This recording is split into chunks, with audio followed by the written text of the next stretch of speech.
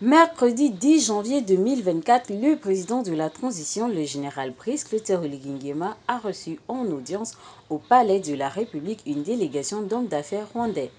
Conduite par Francis Gattard, le président directeur général du Conseil de développement du Rwanda et membre du gouvernement, cette délégation rwandaise est venue présenter au chef de l'État gabonais, le général Brice Clotaire Oligui Nguema, les opportunités dans le domaine du tourisme dans la promotion des investissements. Autrement dit, cette délégation souhaite mettre en place un programme d'investissement entre nos deux pays, c'est-à-dire un partenariat d'affaires qui permettra aux hommes d'affaires du Gabon d'investir au Rwanda et aux Rwandais d'investir également au Gabon. Il s'agit de faciliter le tourisme entre le Gabon et le Rwanda pour permettre aux voyageurs d'avoir un accès plus facile. Rappelons que le président de la transition, le général Brice Clotaire Oligui Nguema, avait effectué il y a quelques mois une visite d'amitié au Rwanda. Par cette visite, le Rwanda vise à développer une étroite collaboration entre nos deux pays dans le secteur du tourisme, des affaires et du savoir-faire.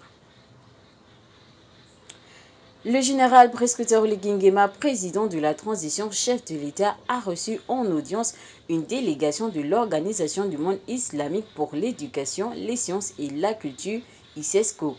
Le docteur Salim Al-Malik, directeur général de l'organisation ICESCO, était l'hôte du chef de l'État. Liés dans les domaines de la culture, de l'éducation, la paix, ces points étaient au cœur des échanges entre le président et son invité. Le docteur Salim Al-Malik a profité de cette rencontre afin de présenter au général Brice Clotaire Oligui Nguema la nouvelle vision de l'organisation dont il a la charge et la place du Gabon dans la réalisation de ses projets. Occasion donnée pour le directeur de l'ICESCO de soumettre au chef de l'État une idée, celle de voir le Gabon organiser la conférence des Premières Dames autour d'un thème relatif à la condition de la gente féminine et de prendre part à la prochaine réunion du comité exécutif de l'ICESCO qui se tiendra à Jeddah en Arabie Saoudite. L'ICESCO est une organisation du monde islamique créée en 1982 qui travaille à soutenir le développement de l'éducation, des sciences et de la culture dans les pays du monde islamique, promouvoir la paix et les valeurs de coexistence et de dialogue. Le chef de l'État gabonais n'a pas manqué de saluer les efforts de l'ICESCO et entend poursuivre cette coopération. L'ICESCO est une organisation du monde islamique créée en 1982 qui travaille à soutenir le développement, l'éducation, les sciences et la culture dans les pays du monde islamique, promouvoir la paix et les valeurs de coexistence et de dialogue.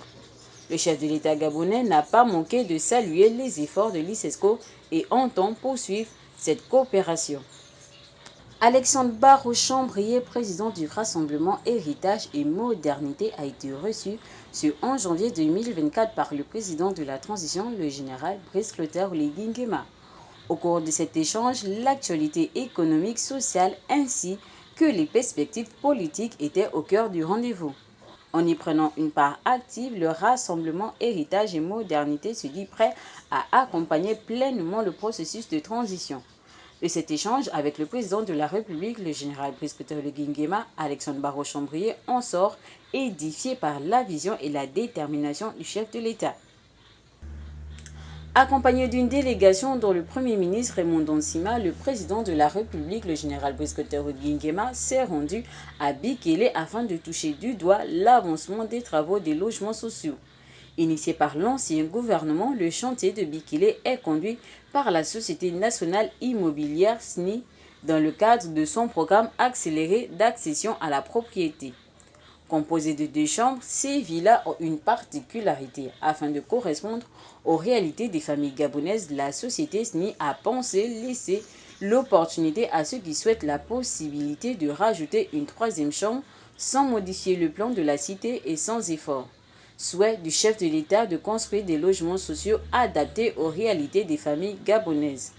Par ailleurs, afin de rentrer en possession dans les meilleurs délais de ces maisons, le chef de l'État a demandé à l'ASNI d'accélérer la cadence, c'est-à-dire les travaux pour permettre aux Gabonais demandeurs d'entrer dans les meilleurs délais en possession de ces maisons.